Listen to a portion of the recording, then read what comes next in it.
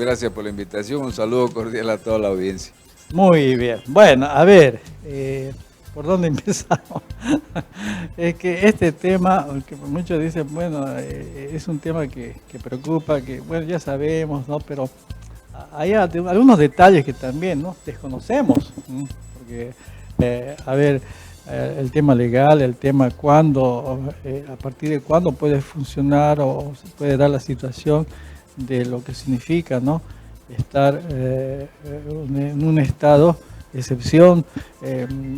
O sea, son detalles a los cuales no uno desconoce también, y bueno, es bueno conocer algunos detalles justamente habiendo sido ex diputado, ¿no es cierto? Claro, Ronald, bueno, la gente está esperando al final ahora ya una respuesta del gobierno, porque ya llevamos mucho tiempo, más de 30 días Más de un mes ya está. en este asunto, y al principio, si te das cuenta, nuestros análisis siempre han sido con la esperanza de que el diálogo sea el que predomine para que no haya una reacción de esta naturaleza y que se vuelva tan difícil. Pero al final el propósito era otro, y coincidimos todos en que esto no era una cuestión improvisada, ya venía preparándose esto justamente desde las elecciones. Ya sabíamos que había una estrategia muy bien diseñada desde el momento que vemos que en el Parlamento hay gente que ha estado representando como si fueran parlamentarios del MAS. Es impresionante cómo cuando se trata la ley para regular lo que es algún estado de sitio o medida de sección, habían personas que estaban defendiendo la posición de quienes están en este momento violando los derechos humanos, violando los derechos del ciudadano, no considerando ni siquiera el derecho humano de poder tener atención médica. Entonces vemos de que ha habido una situación muy bien diseñada desde el momento en que se aprovechó para meter gente al Parlamento. Ya lo había dicho antes, Morales decía vamos a entrar despacito, métanse a un lugar, métanse al otro. Y bueno, al final empezó a crecer esto de una posición muy estratégica para poder derrocar gobiernos, desde el momento también que ese sector radical del socialismo empieza a buscar candidatos que a la vez tenían que ser candidatos puestos por ellos para poder trabajar la debilidad del mismo y hacer lo que está pasando.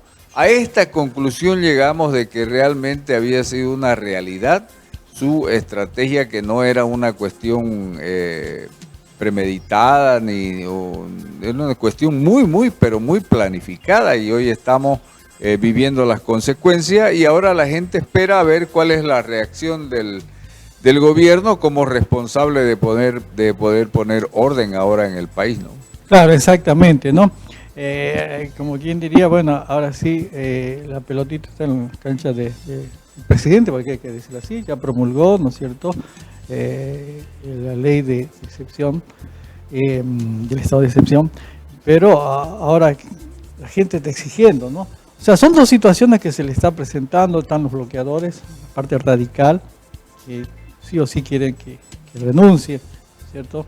Pero por otro lado está la gente que está desesperada por la alimentación, por el trabajo, por la vida. ¿Por qué? Por la vida, porque obviamente o sea, el hecho de que se hayan perdido muchas vidas, inclusive por falta de atención médica, eso también, o sea, la situación es prácticamente, es como decir, estás entre la espada y la pared. Claro, porque al final, Ronald, si el gobierno tenía un justificativo de no dictar un estado de sitio, así vamos a hablar claro, Ya. Era justamente porque había una ley que no permitía que las autoridades que tienen que ver, digamos, con la seguridad del Estado, con la seguridad del ciudadano, no podía dictar un estado de excepción, porque esa ley que se hizo el 2019 fue preparada justamente para proteger a quienes estaban violando los derechos de los ciudadanos con los bloqueos y todo esto. Entonces, obviamente que el gobierno no se animaba a dictar un estado de sitio justamente porque esa ley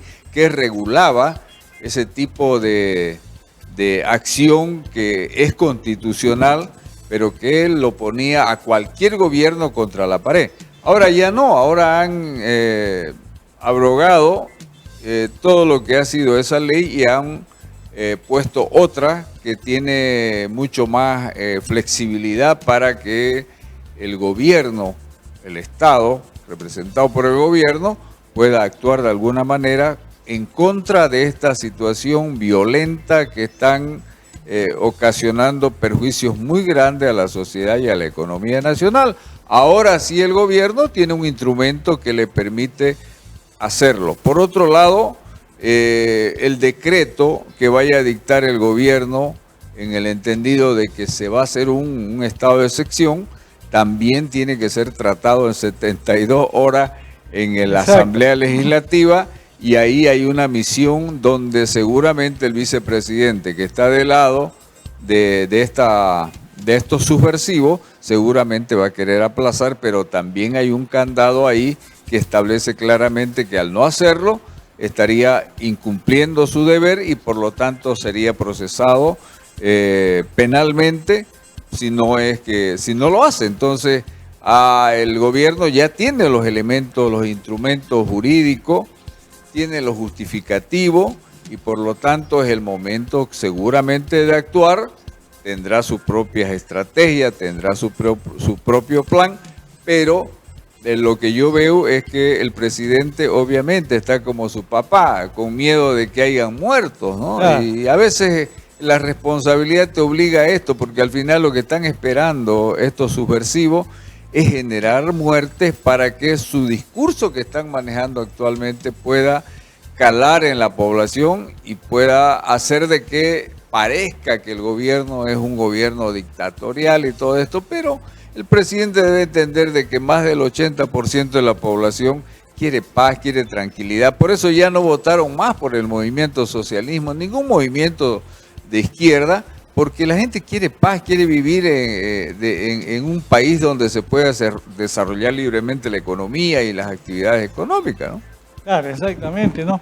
Y varios analistas políticos inclusive dicen,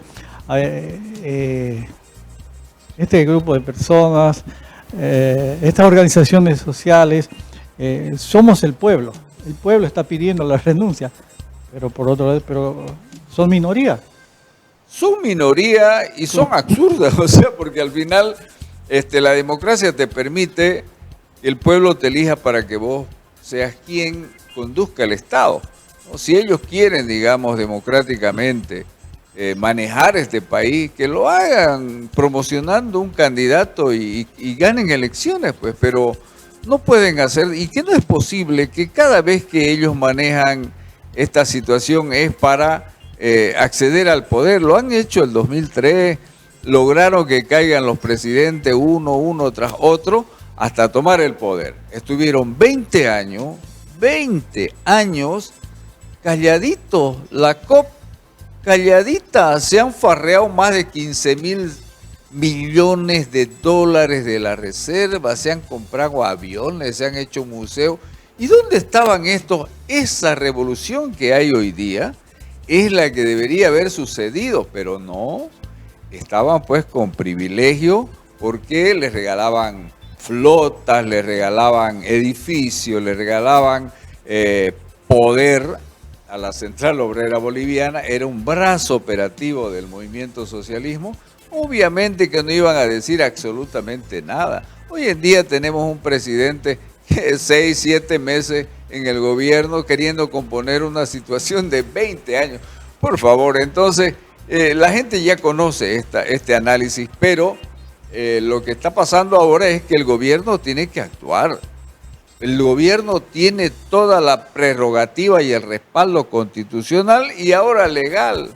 Ojalá, estamos esperando hasta el 13 de junio que pueda suceder lo que ya está escrito y que se pueda aplicar la ley. ¿Por qué? Porque si no se la hizo al principio, creció la situación como una bola de nieve, hoy es más complicado, pero está a tiempo. Yo tengo la plena fe y la plena certeza de que estas cosas se van a componer. Probablemente tengamos que ver, digamos, algunos campesinos que van a morir por sus propios francotiradores que tienen su propia gente. Ya lo hemos visto, están con armas, son un peligro. Esa gente que está ahí pagada debería irse a su casa porque ellos mismos los pueden matar para poder culpar al gobierno. Entonces está todo el mundo corriendo el riesgo. La policía sabe también y los militares que es peligroso enfrentarse a estos grupos subversivos que ya están armados, ¿no? Pero lo triste en este país es que permitamos que un grupo de subversivos te diga, abrí la puerta de tu cuartel que voy a entrar a ver qué tenés. Eso ya es lo absurdo, lo que ha sucedido en el Chapare. Y si el gobierno deja que estas republiquetas donde viven los narcotraficantes, los terroristas, deja que prospere, entonces se convierte en cómplice, porque nadie puede permitir que se puedan crear republiquetas dentro de un país, dentro de una nación unitaria, ¿no? Ayer Bukele decía, se preguntaba, ¿no? Es una pregunta, decía, una reunión que tuvo él, decía, ¿cómo es posible que un Estado no pueda solucionar un problema? Porque sabemos, comprendemos que el poder del Estado es amplio, absoluto. Eso no se puede comprender que no se haya podido solucionar hasta ahora ese problema que tiene Bolivia. Porque tiene sus raíces. Fue claro, ¿no? Fue claro. Claro, porque no, es que no podés permitir que los delincuentes te ganen en el estado donde la mayoría de la gente tiene que ser protegida. Hay gente que protege a estos delincuentes, hay gente que protege a don Evo Morales, por Dios. O sea, moralmente este tipo está perdido. O sea, está acusado por violación de niñas, por favor, y todavía hay gente que lo defiende. Claro que, ¿sabe qué, Ronald? Es también un exceso creer que Evo Morales es el dueño de toda esta movilización. No, Evo Morales está aprovechando la movilización para poder financiarla, porque esta movilización nace de dos situaciones, Ronald. La primera, que es el incumplimiento político, porque no sabemos qué convenio había entre Lara, Rodrigo Paz y todas las organizaciones sociales que han sostenido por años al movimiento socialismo. No es que Evo Morales los mande, porque sería un insulto a estas organizaciones que son las que han sostenido, digamos, al MAS, porque no vamos a dejar de lado el hecho de que Evo Morales tiene una fracción no muy fuerte, pero tiene políticamente todavía fuerza política, tiene presencia política. Sí. Pero estas organizaciones sociales que son la base fundamental de sostener cualquier gobierno, que ellos crean de que participan con el gobierno. Entonces, estos factores fueron los que ocasionaron esta reacción, de decir, nos traicionó, ¿no? Por eso dicen, no, que se vaya, porque están decididos a esto. Pero como la COP era un brazo operativo y es un brazo operativo del movimiento socialismo, entonces aprovecha para tener los recursos que le pueden generar desde el Chapare para poder movilizar a esta gente. Y por otro lado, también se han juntado los corruptos que están con miedo que se les procese y el narcotráfico. Entonces nadie quiere un gobierno que vaya en contra de ellos. Ellos quieren manejar un gobierno como lo han manejado 20 años. El narcotráfico, la corrupción y todos los males que aqueja a un país, cómo darle poder a las corporaciones sociales, estos sindicatos. Entonces, es lo que ha generado este conflicto y al final el gobierno va a tener que sacarnos de esto porque allá nos metió y allá nos tiene que sacar. Ahora, hay un aspecto, Miguel, también que hay que tomar en cuenta, ¿no? En estos 6 meses que lleva el gobierno, hay muchas situaciones en las cuales se cometieron, vamos a decirlo, errores, ¿no? Que no se deberían haber cometido. Y esta sumatoria de todas estas situaciones ha derivado en que justamente, ¿no? se lo ponga justamente decir, bueno, esto él dijo que iba a hacer, no hizo. Muchos dicen el gabinete que tiene el presidente no es el adecuado. Entonces, toda esta sumatoria ha derivado en que hoy por hoy tengamos este conflicto, esta crisis que hoy por hoy estamos viviendo todos los bolivianos. Sí, por supuesto. Y al final... Esto para equilibrar, para decir, porque el gobierno también tiene muchas cosas no, por supuesto que Raúl, el primer paso que no lo dio y que tenía que haberlo dado era agarrar el mal mayor que era Evo Morales. ¿Por qué Evo Morales sigue suelto? No era posible que Evo Morales vaya a un recinto electoral a votar donde hay muchos policías. No puede, por favor. Y son errores del gobierno que tenía que haberlo ejecutado desde el principio, ¿no? No vamos a desmerecer las medidas económicas. Hemos frenado, bueno, el gobierno ha logrado frenar el déficit fiscal, hay una reducción del 40% del gasto público, pero esa situación todavía no ha calado en ese sector que es violento. No les interesa. ¿Qué es lo que dicen ellos? No queremos privatización, contra la privatización, contra los recursos naturales, están robando nuestros... O sea, todos los discursos que ellos tienen les sirve para alentar, digamos, a sus bases, porque no ha sucedido nada de eso.